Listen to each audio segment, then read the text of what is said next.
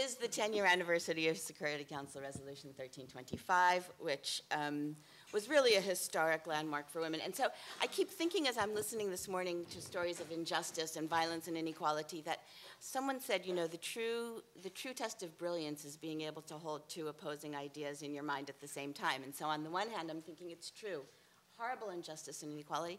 On the other hand, huge conceptual shifts and advances in the way we understand women's rights and gender equality from the perspective, and this is just a small window, of, for instance, how we understand sexual violence in war.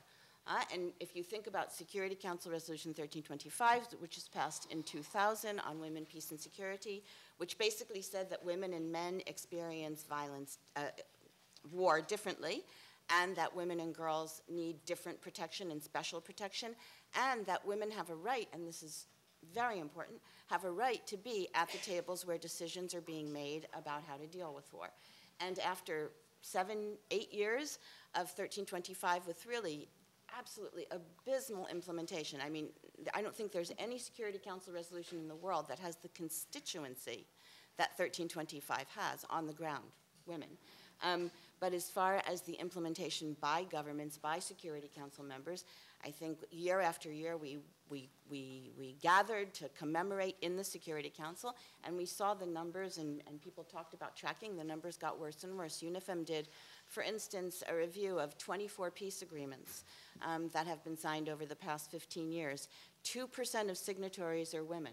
7% of negotiators have been women. There has never been a chief negotiator who is a woman assigned by the United Nations. Actually, the numbers in the UN in terms of participants in peace negotiations have gotten worse since 2000, not better.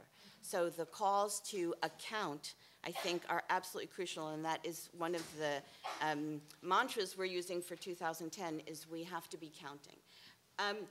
And you know, listening also, so 1325, because, in part because its implementation was so inadequate, there was a move, and very much helped, I think, in an insidious way, by the horrible rapes in DRC, by filmmakers like Abby Disney and others who were documenting those rapes, and Security Council members actually seeing them, then agreeing to pass Security Council Resolution 1820, which focuses specifically on sexual violence, then Security Council Resolution 1888 and 1889, one of which focuses even more on strengthening the mechanisms of accountability for implementing 1820 on violence, and the other one that specifies, again, more accountability, particularly on the issue of women's participation in peace processes, which, as I say, have been abysmal. Let me just say two more things. One, I think this morning what I was hearing, and because I'm from the UN, I'm very sensitive to the potential for acronyms,